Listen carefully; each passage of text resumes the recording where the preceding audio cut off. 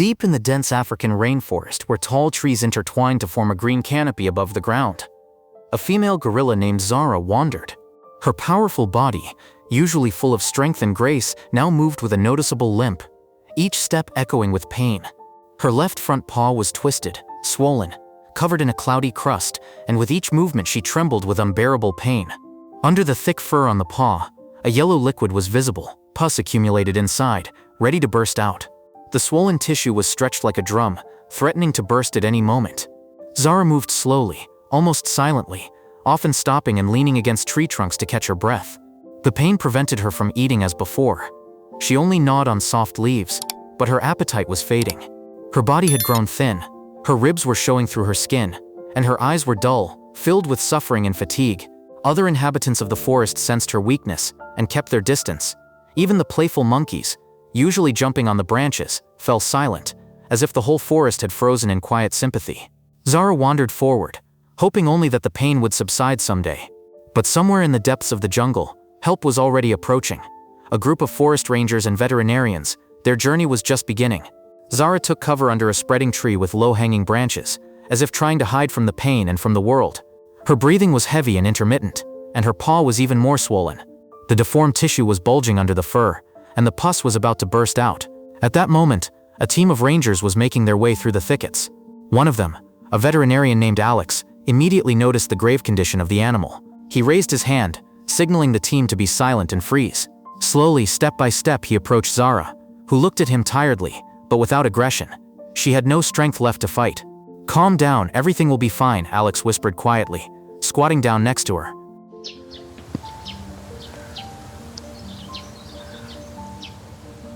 He examined the paw. The swelling was hot to the touch. Yellow liquid was visible under the skin, thick pus that had accumulated deep inside. The team quickly prepared their tools. Alex took a sterile lancet, took a deep breath, and carefully punctured the inflamed area. Pus gushed out, thick yellow, with a disgusting smell. Zara shuddered, but did not move. On the contrary, it seemed to her that she felt better. Everything that had been accumulating inside for so long, pain, suffering, pus, flowed out, like a symbol of a long illness. The procedure was a success. "Now it will get easier," Alex muttered. Another ranger wiped the wound with sterile gauze. It was necessary to act quickly. The inflammation could develop into a serious infection if not bandaged timely. When the pus completely came out, Zara's breathing evened out a little. It seemed that the worst of it was over. But the rangers knew, if they did not bandage the wound and deliver the animal to the clinic right now, the situation could get worse. Alex carefully washed the open cavity with antiseptic. Zara moaned quietly, but did not resist, as if understanding that these people did not wish her harm. Her eyes were full of weariness and unexpected trust. The rangers opened the first aid kit. One of them handed over a sterile bandage. Alex carefully began wrapping the front paw around the wound, tightening the bandage tightly, but without pressing too hard so as not to squeeze. He secured the bandage with adhesive tape and examined it. The bleeding had stopped. The swelling had gone down a little. "Done. Now we need to carefully move her to the car," he said. 3 men lifted the stretcher, carefully placing the heavy body of the gorilla on it. Someone held the bandage. Another stroked her head soothingly. The animal did not resist. Her path to recovery was just beginning. The open truck with the stretcher slowly drove into the territory of the field veterinary station, located on the edge of the jungle. Zara lay on the stretcher, still weak and limp, with a bandage on her front paw. While she did not resist, the rangers quickly but carefully carried her inside. The room smelled of medicine, iodine, and fresh straw. The vets were ready. One of them examined the bandage and carefully removed it, revealing the inflamed area. Even after drainage, the tissue remained tense and sensitive. The doctor began to wash the wound with an antiseptic, removing the remaining pus, and carefully examined the surrounding tissue. The abscess had penetrated deep, and everything needed to be cleaned out to avoid reinfection. An assistant administered an anesthetic to at least slightly ease the animal's suffering. Nearby, another vet prepared stitches and a new sterile bandage. The team worked silently, focused, with practiced movements. Even Zara seemed to understand. These hands bring salvation. A few days passed. The room where Zara was kept was quiet and cool, with fans simulating a forest breeze. Sunlight filtered through the barred windows, where leaves rustled and tropical birds sang. The gorilla lay on a soft bed of hay and fabric, her injured front paw carefully bandaged and placed on a pillow for comfort. Vets came daily. They changed bandages, gave antibiotic injections, took her temperature, and checked her general condition.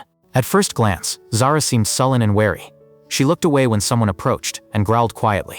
But there was no longer that wild horror in her eyes, only fatigue and weakness. Sometimes she looked out the window, as if remembering the freedom of the forest, the rustling of vines, the cries of monkeys, the smell of damp earth. One of the rangers, Alex, who was nearby most often, sat by the wall and simply watched in silence. He knew that recovery would take time, but it was already visible. Zara's body was struggling, the wound was beginning to heal, the infection was retreating. The first signs of improvement appeared on the 7th day. Zara began to carefully move her toes, trying to get up. She could not yet stand firmly, but she was already showing character. She wrinkled her nose and pushed away the doctor's hand if the wound treatment was delayed. Hope returned, along with life. Alex brought her fresh fruit, mangoes and bananas, and sat nearby, telling her in a quiet voice about the forest, about how she would soon return home. Zara listened, not taking her eyes off, and gradually her wariness melted. She even allowed him to come closer, take the fruit from her hands. This was not just a treatment of the body, it was a connection of the soul, a bridge between man and wild nature. Almost a month had passed since the day when the exhausted and wounded Zara was brought to the station. During this time, her wound was carefully treated. Daily bandages, washes, monitoring of the condition by experienced veterinarians. The pus no longer accumulated, the swelling went down, the skin healed, leaving only a scar. The fur began to grow back, and Zara could confidently lean on her injured paw again. At first she was distrustful of everyone. When a person appeared in the enclosure, she turned away, tensed up and made anxious sounds. But Alex stood out among them all, the same ranger who first saw her in the forest. He came every day, not coming too close, but simply sitting next to her and talking in a calm voice. Sometimes he brought her favorite fruits, and gradually mutual understanding arose between them. Zara no longer hid or shied away. She listened, looked into the eyes, as if thanking. Finally, the day everyone had been waiting for had arrived. It was decided to return Zara to her native environment. The car stopped at the edge of the very forest where she had been found. The cage was opened. Zara paused, carefully stepping forward and sniffing the air. It was full of familiar scents, wet leaves, earth, the rustling of birds, and the distant cries of her relatives. Taking a step, she turned around for the last time. Alex was standing a little further away. Their eyes met. Those few seconds were more than just a farewell. It was recognition, gratitude, respect. Not a single creature on earth will forget the one who came in the darkest moment and pulled them out of pain. And Zara, now free, disappeared into the depths of the forest, where she was supposed to be. The forest accepted her back as its own daughter, and life continued in its eternal rhythm. Friends, thank you for taking the time to read this story. If it touched your heart, don't forget to like and subscribe to our channel to support us. See you in the next stories about wildlife.